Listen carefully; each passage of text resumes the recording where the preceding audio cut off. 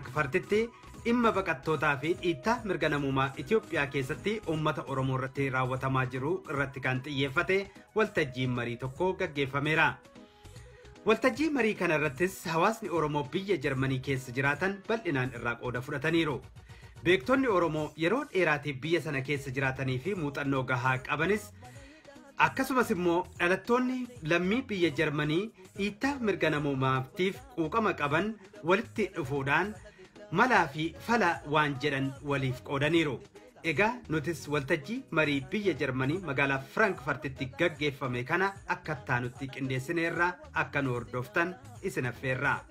Biyya keessa Oromummaa mana hidhaa dhummataa manni hidhaa Oromoota guutame Oromiffaa dubbataa kun hidhamu dararamu kana diddaa biyya irraa baqataa biyya ormaatitti beela deebuna duuba. Kanaaf manni daawwata keessatti waa hedduutu biyya keessatti jijjiiramni xiqqoon taphaafuurri jira. Sanii wajjinis wal qabachiifnee haalli ilmaan Oromoodhaa kan biyya Jarman jiru keessaa tokko warri waraqaan qabne akkamitti ilaalama akkamitti waliin wal bira dhaabbanna hajuu Pro-Azul irraayis warri dubbii tanaan dhaabbatan namni keessummaan keenya as jira. Hallo, mein Name ist Sonja Panzer, ich komme aus Nürnberg und engagiere mich eben auch für viele romische Flüchtlinge, die im Landkreis Nürnberg, Erlangen-Höchstadt leben. Maqaan kiyya Sonyaa Paansareedha. Biyyaan itti hojjedhu magaalaa Nuuramberg keessaan hojjedha. Waliin hojjedhus baqataa gargaaru keessaafuu akka isaan afaan itti baratan barnoota karaa akkatan biyya baay'een keessatti xiqqoo rakkootiitu hedduu jira. Akkasuma wajjin immoo namni adii ta'us gurraacha ta'us gosa fedhe haa qabaatu namni nama walqixxummaan biyya Jarman keessatti seerinis kan jiru waan ta'eef saniif dhaabbanna. Har'aan tan ammoo muuxannoo keessaafuu irra guddaan nama warra heessan jiru baay'ee keessaa fi warra heessan jiru keessa muuxannoon jiru maal fakkaatti waan jiru tana walii fi dabarsinaa waan jiru. Mein Name ist Sonja Berg, manche von euch kennen mich schon. Ich komme aus dem Landkreis Kassel, habe da im Jahre 2015 in der Flüchtlingshilfe angefangen. Da waren wir noch eine ganz kleine Gruppe.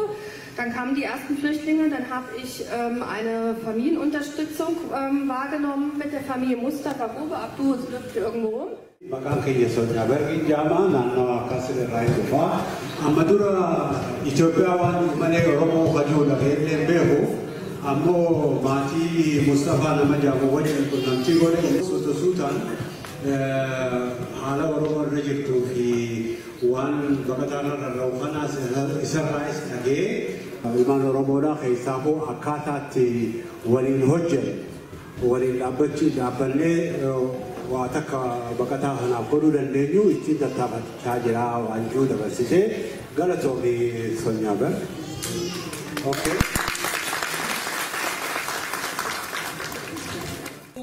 Verschiedene Besucherinnen hinkommen und im letzten Jahr vermehrt Menschen aus Äthiopien, vor allem Oromo, wegen der prekären Situation mit den Asylverfahren. Für mich ist es wichtig, oder für uns in dem Netzwerk ist es wichtig, für Bleiberecht für alle zu kämpfen. In dem Zusammenhang. Gut, vielen Dank. Maqaan isii kuma dhageessanitti Dooroo Kudhanii jedhama. Keessaafuu rakkoo baqataa tana akka biyya tanatti waraqaan akka yaada jiru kana dura dhaabbachuuf tattaafata jirra. Kanaafuu yoo namootiin hojii tanarratti hojjetan cufaa wal quunnamnee quunnamtii goonee bakka takkatti dhaabbannee waa sossoosuu ni dandeenya. Tanaafiin anis tanarratti hojjedha jawaanjuu yaada dabarsa. Jireenya ilmoo namaa keessatti baqattummaan qormaata guddaadha. Baqattummaan du'a jalaa bahuuf jecha biyya itti dhalatan keessaa lubbuu ofii balaa biraaf saaxilanii rakkina guddaa jala qaxxaamuranii lubbuu ofii oolfachuudhaaf tattaaffii godhamudha. Balaa kanaan waggaa waggaan kumaantamatu karaattis hafaa jira. Gammoojjii keessatti kan hafanis lakkoofsi isaanii laayyoo miti. Irbaata qurxummii galaanaa kan ta'anis hedduudha. Akkasis ta'ee haala kana keessa qaxxaamuranii biyya ormaa gahanis qabsoo biraatu isaan eeggata. Biyya itti baqatanitti fudhatama argachuudhaaf dhorgataman irratti qabsoon godhamamus isa duraati. haalli amma biyya addunyaa keessatti mul'ataa jirus kanuma. Keessattuu baqattoota du'arraa hafanii Awurooppaa gahan wixinee gamtaa Awurooppaa baqattoota laalchisee qopheessee fi hariiroon biyyoota waliin godhaa jiru kan qabsoo guddaa feesisu ta'uu hirmaattotaan akkasitti ibsameera. Awurooppaan yookaan immoo EU'n Komishiniin Awurooppaa yookaan European Union draaftii tokko baasee ture. Draaftiin kun maal jedhaa? Baqattoonni biyya Itoophiyaa dhufanii biyya kana keessatti dhimmi kooluu galtummaa isaanii gaaffiin kooluu galtummaa isaanii fudhatama dhabee gara biyyaatti akkaataa irratti deebifamuu danda'an irratti waliigaltee adda addaa godhaa turanii. Waliigalteen isaanii draaftii irra jira ammallee murtii bira hin qaqqabne haa ta'u malee garasitti waan deemaa jiruuf jaarmiyoonni baqattoota gargaaran kun akkas ta'uu hin qabu. Biyyi Itoophiyaa ammallee daa'imaa waa'ee dimookiraasii hin jiru. Baqataan biyya sana irratti yoo ammas deebi'ee rakkoon isa qunnamuu danda'a. Maaliif jennaan biyya sana keessatti namootiin ni ajjeefamuu, ni hidhamuu, ni dararamuu. Kanaafuu baqataa fuuneetuma dhimmi kee kufeera jennee gara biyya sanaatti deebisuun sirrii miti. Kanaafuu nuti immoo maal gochuutu nurra jira akka mariin kun dhaabbatu yookaan murtiin godhameeras yoo ta'e murtiin kun akka irratti deebi'amee ilaalamu kanarratti marii jalqabaati jechaadha. Itti fufaa akkan odeeffannoo qabutti kana malees hiriirri mormii adda addaa gaggeeffamuuf deema. Sadarkaa olaanaatiinis hojiin loobii hojjetamuuf jedha. Dhimmi jijjiiramni siyaasaa biyya Itoophiyaa keessatti amma mul'ataa jiru haala baqattoonni Awurooppaa keessa jiran wajjin hidhatan qabu. Maaliif jennaan yeroo dheeraa furata. Yoo even mootummaan kun hidhamtoota siyaasaa nan gadhiisa yoo jedhellee rakkoon biyyattii sanaa furameera jechuu miti. Politika biyya Itoophiyaa keessa jiru keessaafuu waan dhiyootan guyyaa lama sadii dura nama politikaa ta'anii biyya wanni keessatti mana hidhaa keessa jiran mootummaan Itoophiyaa akkuma gaazexaa biyya Jarman keessatti agartanitti baasuuf teenyaa waan jiru labsaa jiranii hammam takka sanduuqaa taati fuula dura waliin beeknaa waliin agarraa waan jiru galatoomaa jennaan. Danke. Für die Einladung, mein Name ist Bernd Mesowitsch. Ich bin Leiter der Abteilung Rechtspolitik bei Asyl. Wir sitzen hier in Frankfurt am Main. Okay, مكان كي أنا بروزيل الرايت مثل مكان كي Bernd Mesowitsch جامع يا لجو. Okay. Seit einigen Jahren ist der Blick Europas auf Äthiopien und andere Staaten in der Region nochmal ein ganz anderer. Nämlich es dominiert das Interesse Äthiopien, aber auch Sudan, Eritrea, mit wem es geht, einzubinden in eine Koalition. Fedin isani namu kuma biti fedin kaburat walen abadi tanafi biti Europa la yoki biti Jermantun biya Ethiopia yoki Eritrea Sudani wajin hasawa jirani wagodu barbada jirani fiten gabatokon namni akka biyya sanii baqatee baane maali jaanii san akka hafu godhuu danda'u.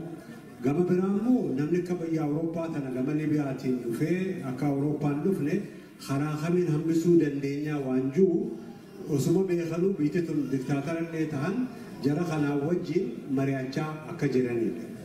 Osoo beekanuu keessaa biyya Libiyaa keessatti baqatoota akka gabraatitti fa'aa tokko tokkorraa fuudhee akka gurguramaa jiru namoonni beekanii ammoo akkasuma wajjinu waa lamaan deemanii waan jiru. Takka akkuma reefuun tana jeetti maaltuutu nama biyya sanii baasaa waan jiru san jala deemanii san irratti gargaaru. Gama biraa immoo namni akka gama Awurooppaan dhufne karaa kamiin hambisamuu danda'a. Ammoo kan dhufe kanaas akkamitti itti deebisuu dandeenya yaada jiru irratti dubbatanii jira. Ich würde gerne noch mal erklären, was Rückübernahmeabkommen sind und in welchem Zusammenhang sie stehen. Ja, ani maanta na waliin dubbadhu waan Awurooppaa fi mootummaan Itoophiyaa san waliin dubbatan waliin haasa'an hammam takka waan jiru san irratti dubbachuu barbaadaadha. Jeder Staat der Welt hat nach dem Völkerrecht die Verpflichtung, seine eigenen Staatsangehörigen aufzunehmen, wenn sie aus dem Ausland kommen, abgeschoben sind und so weiter. Ja, biyyi hundaa'u shanyii isaanii jechuun namicha dhaloota achi teessan biyya isaaniitti deebifachuudhaaf Itoophiyaa qofa osoo hin ta'in biyyi hundinuu yaada akkasii dhiyeessuudhaaf akka qabanidha. Wenn also Äthiopien oder ein anderer Staat seine abgelehnten Asylsuchenden aufnimmt, yoo biyyi san namooti biyya san dhalootaan biyya san ta'an hammaan tana biyya Awurooppaa yookiin biyya Jarman jiran nagaaniin biyya tiyyatti deebifadha yoo jette san rakkoon hin jirtu wanni jirtu waan teeknika ta'e karaa akkamiin yaada juusan irratti haasa'uudha. Ankündigungen nicht in großer Zahl loswerden wird. Das haben wir in den letzten Jahrzehnten in Europa gesehen, dass das nicht funktioniert. Mootummaan biyya tanaatii fi tan Awurooppaattis waan baqataa ilaalchisee dhiibbaa hedduu godhaa jiranii akkuma reefu jennetti gama tokkoon biyya sanitti karaa kamiin namni akka baqatee biyya tana dhufne godhamuun danda'amaa sanirrattis marii guddaa deemaa achi boodaas kanas jiruus akkamitti karaa kamiin biyya sanii wajjin waltaanee deebifnaa yaadni jiruus ni jira.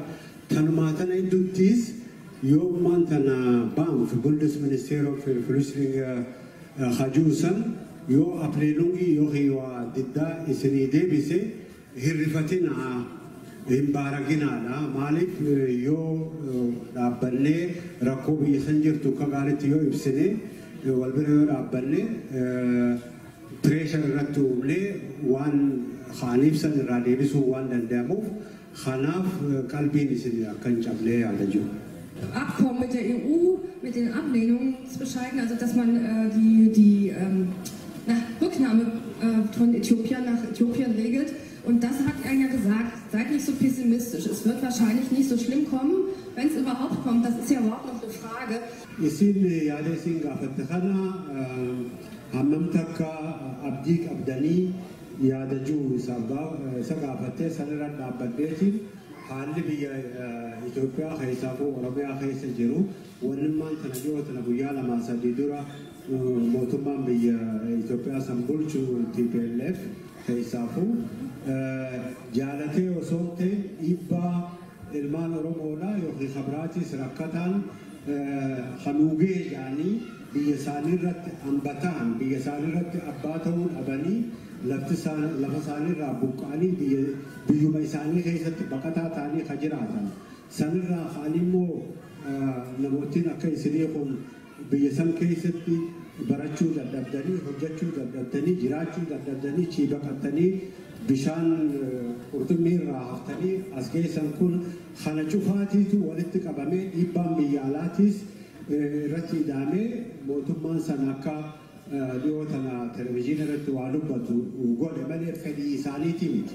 Fedhiin isaanii humnumaan biyya san bulchanii garanuu lafatee nama keenya irraa ari'atanii lafateenya irratti dhimma ba'anii irratti tujjaara ta'uudha.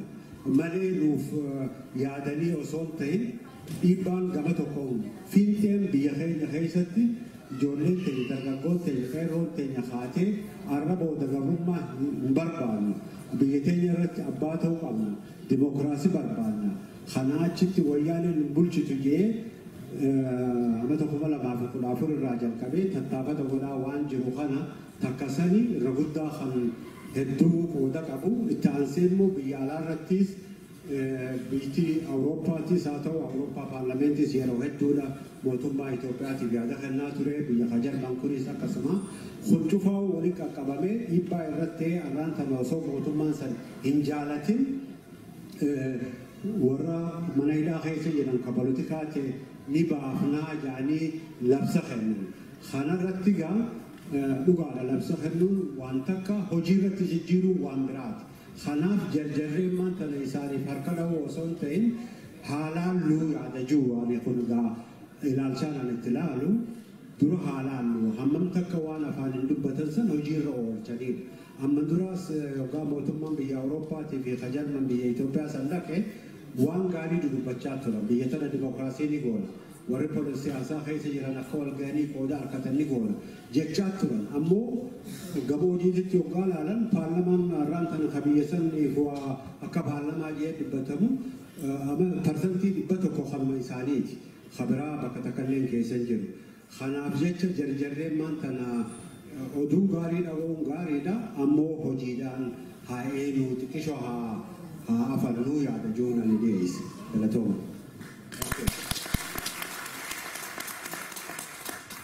Dr. Sufiyaan itti aansuun wixineen baqattoota deebisuu jedhu kun hammam akka baqattoota keenya irratti dhiibbaa geessisaa jiru jechuudhaan Mr. Mesovichiin gaafatanii turan. Also wie gesagt, ich würde sagen, erstmal direkt ein Ratschlag an alle die Leute, die noch im Asylverfahren sind. Wir müssen uns darum kümmern, ich glaube, von der Hintergrund von Informationen zur Situation. waan diddaa baqataa tana yoo hedduu irra dubbatanis tanaaf jettanii akkumaan reefu jeetti hedduu baaraguun naman barbaachisuudha. Maaliif biyya tana keessatti seeraatiitu jira. Yoo warri firdibeetiidha waajaanis firdibeetii takkaa'unis firdibeetii biraatiitu jira. Namni hamma sadarkaa afuriitti deemuu danda'a. Yoommaan tana magaalaa Firaankoort waa takka dide kaayisaa oliitis jira. Saniyoolitis kabraa jira. Taphaqoonnis ni jira. Tanaatanatti waan jechuun akkuma biyya irraanoo keessatti wanni nam tokko jechi boodaan dhume jechuu osoo hin ta'in karaa hedduudhaatitu jira. Kanaaf ammas waggaa muuxannoo akka gaariitti keessa deemnee ilaallu warri maan tana baanfa jaan kunis qulqullutti hedduu hin hojjetanii waan jiru. Wanni isaan hin hojjennees ni jirti waan jiru. Isaanis rakkoo ni qaban. San cufaa'uu keessa deemanii laaluudhaaf barbaachisaadha. Gama xabaqaattis laaluun ni danda'ama. Kanaaf waan chaansii qabnu kana cufaa'uu akka gaariitti dhimmatti bahuu danda'uu qabna. Wanni maantana walta'iinsa Awurooppaa, Jarmanii fi biyya hedduu wajjinis walta'iin akkanaadhaa hedduudhaatitu jira. Wanni ja'amaa fi wanni hojiirra oolaa xiqqishoo adda addaa. Kanaaf qalbii cabsitanii wantanaatti dhufuutaa ta'uuftaa itti yaaduun ammeenya hin qabdu ammoo hin baaraginaadha. Wanni itti chaansii hin qabnu hedduu jira waan jiru. Dararaa mana hidhaa biyya keessaa ilaalchisee keessattuu Dr. Mararaa Guddinaa fi obbo Baqqalaa Garbaa mana hidhaa keessatti dararamaa jiraachuu akkasumas dararaaf miidhaa mootummaan irratti godhu dheeffaa warra biyya Jarmanii seenan keessaa kaan fudhatamanii fi hin fudhatamiin warri fudhataman hin argatiin akka milkaa'an maaltu godhamuu akka qabu gorsi garaagaraas kennameera. Waan kanaan niin beeka kanaaf hedduutti rakkatini waan amma isin dhiyeessu jechuu kiyya. Amma dura arfeetii jira. Warra mana hidhaa jiran xiqqisa dubbattee jirte keessaafuu Dr. Mararaa ammaas akkasumaanuu obbo Baqqalaadhaas nama hedduun akka mana hidhaa keessa jiranii itti aansitee waan istaatistikiidha agarsiiftee kanarratti hammam takka namni biyya tana jiru parsantii hammamtiitu fudhatamee parsantii hammamtiitu hin fudhatamini waan akkanaati kan dubbachaa turte.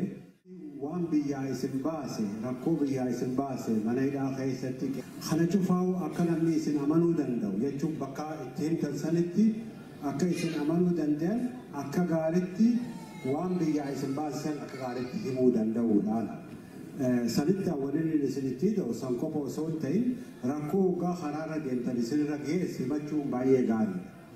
San boodaas eega biyya Jarman tana dhuftan wanni biyya sanii isin baase siyaasaa Oromoodhaa eegatee Oromoo sanii maal godhaa jirtanii yaadachuu gaafiin jirti tali'aati. Tana cufaa'uu amma duraas Firaankoort gaafa seminaara boonee dubbannee jirra. OMN irrattis tanuma dubbannee jirra. Nurambargittis fiinteen yoo dhugaa beektan irra guddaa abbaatiitu murtii kennuu danda'a. Maaliif namni isinitti dubbattan haala biyya Itoophiyaa san hin beekan. Haala san ka beeku nuyi. Kanaaf abbaan akka gaariitti rakkoo isarra geessan himachuu danda'uudha. Amma danda'ametti akka namni isinirraa dhaga'u san amanuu danda'u amansiiftanii itti himuudha. takkasan rakkoo biyya san keessattis karaa hoggaa geessanis eegaas geessanis Oromoodhaan maal godhuu jettan akka gaariitti yoo himattan waa godhuu danda'a jechuudha. Und also man weiß, dass in der EU, was dort passiert, man hat das an Äthiopien geschickt, hat gesagt, bitte setzt das um, sonst werden wir in Zukunft überlegen, ob wir noch weiter mit ihnen zusammenarbeiten.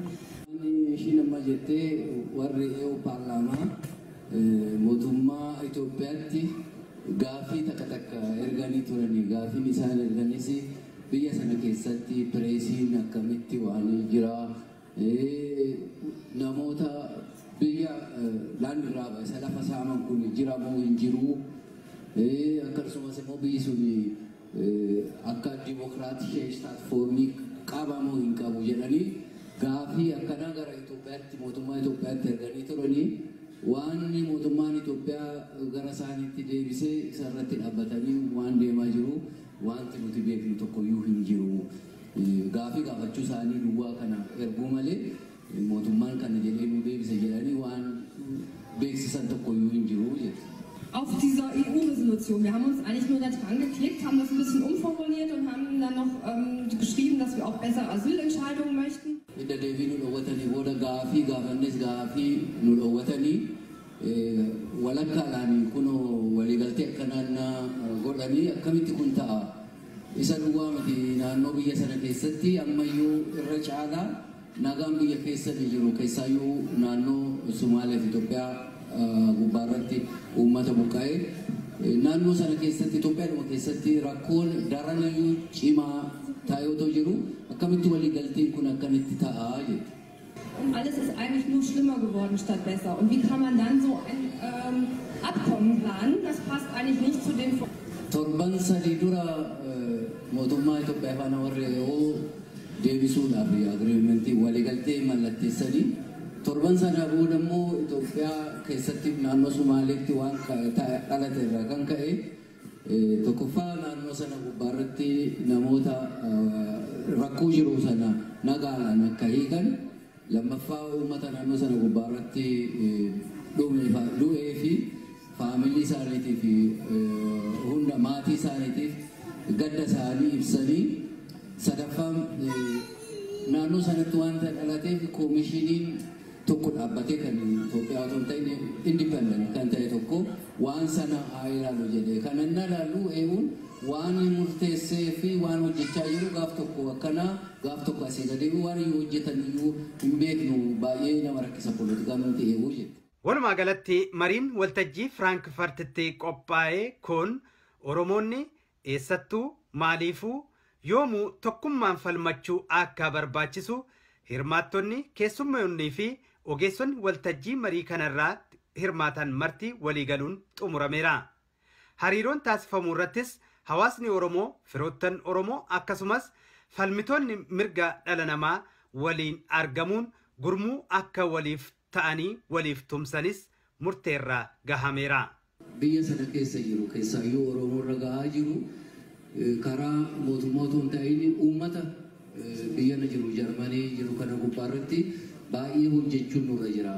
Akka amma teenya kanatti baay'annee hojjechuun nurra jira. Keessaa immoo waan barbaachisaa ta'an keessaa tokko ta'uus nurra jira. Akka rakkoon kun kan nama tokkoo kan nama miti Oromoodha. Akka Oromootti tokko taatanii wal cinaa dhaabbachuus nurra jira.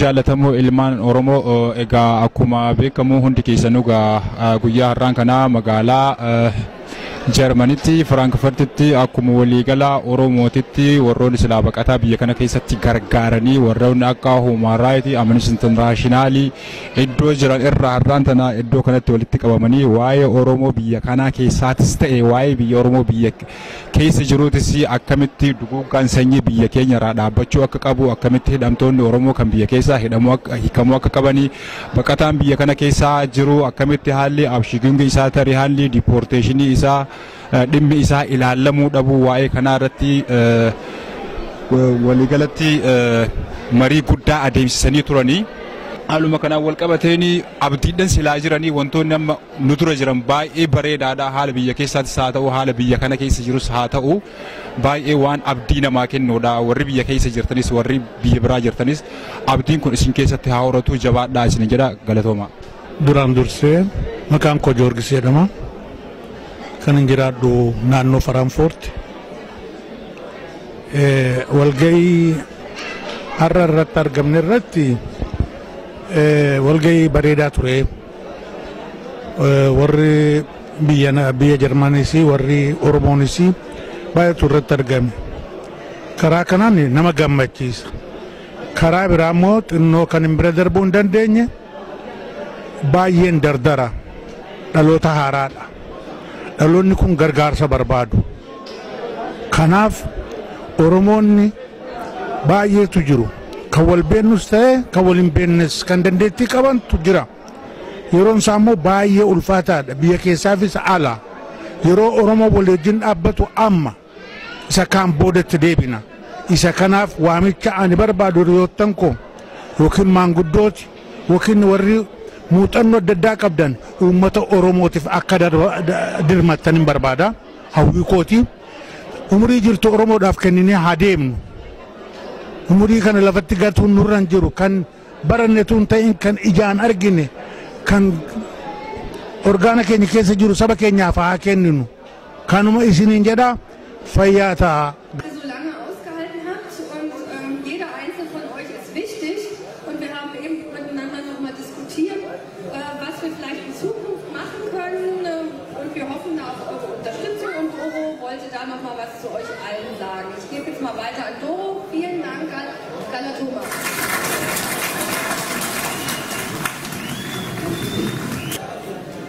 Also ich möchte mich auch noch mal bedanken, dass ihr alle heute hier wart und so lange durchgehalten habt. Es war ein langer Tag für uns alle.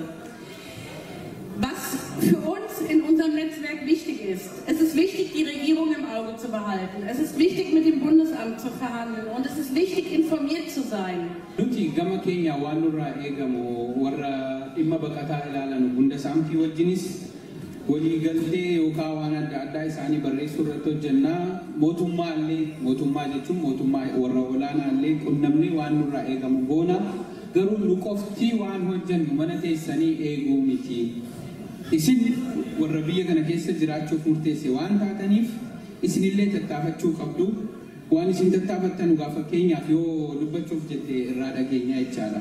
Das Recht auf Bewegungsfreiheit ist ein grundlegendes Menschenrecht und das heißt, jeder Mensch soll dort leben können, wo er leben möchte.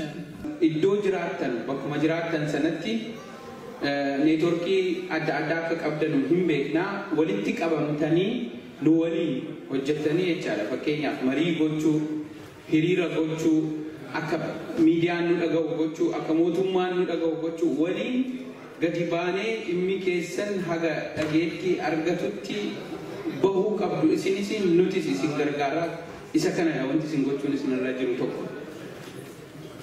Im letzten Jahr, Mitte September, gab es diese große Demonstration in Berlin, Welcome United. Septembarii bara darbe keessatti hiriirri mormii guddaan tokko yookaan hiriira nagaa guddaa tokko magaalaa Berliinitti gaggeeffamee ture. Bara dheeraadhaaf hiriirri guddaan akkasii biyya Jarmanii keessatti dhimma baqataa ilaalchisee godhamee hin beeku. Achi keessatti Oromoonis qooda fudhattanii turtanii achirratti baay'ee ajaa'ibsiifadhee ammam akka isin walitti deemtanuu fi dhimma keessaniif akka dhaabbattanuu waan akkasii kana gochuun nurra jira jechuudha fuulduratti illee. Und dieses Netzwerk gibt es weiter und es soll dieses Jahr wieder eine große Demonstration geben. Es ist noch nicht ganz klar, in welcher Stadt, im September oder im Oktober. Tokkoffaa hiriirri akka bara darbee ammas bara kanas akka gaggeeffamu ji'a Septembarii yookaan Oktoobarii keessatti waan kana irratti marii gochuudhaaf kaasilitti baatii lammaffaa yookaan Feebruaarii keessatti wal agarraa. Inni lammaffaan immoo amma Hesan keessatti kaampii nama ittiin gara biyyaatti erguu danda'an kaampii warra deebifamanuu jechuudha ijaaruuf deemu sana mormuudhaaf Jaanuwaarii 20 baatii kana yookaan ji'a kana keessa Darmstadt warri dhufuu dandeessan guyyaa 20 Luisenplatz bakka jedhamutti akka dhuftanu sana murtii kana waan isaan gochuuf deeman kana mormuudhaa fi achitti walitti qabamnaa jette. Also das zu schaffen, dass alle hier bleiben, ist ein mühsames Geschäft und es geht nur Schritt für Schritt. Walumaan taaneeti kan dhimma kanarratti hojjechuu dandeenyu waliin humna godhannaa sagalee tokkoon wal bira dhaabbachuudhaan waan danda'ame hunda akka goonu jetti. Bis ganz zum Schluss und es gibt immer noch eine Chance und wenn man keine mehr sieht, macht man trotzdem weiter und findet wieder eine. In Kenya die Hakka in Sudan die Hagat Mura halmachus abuna yo farman yo chimtan yo jabatani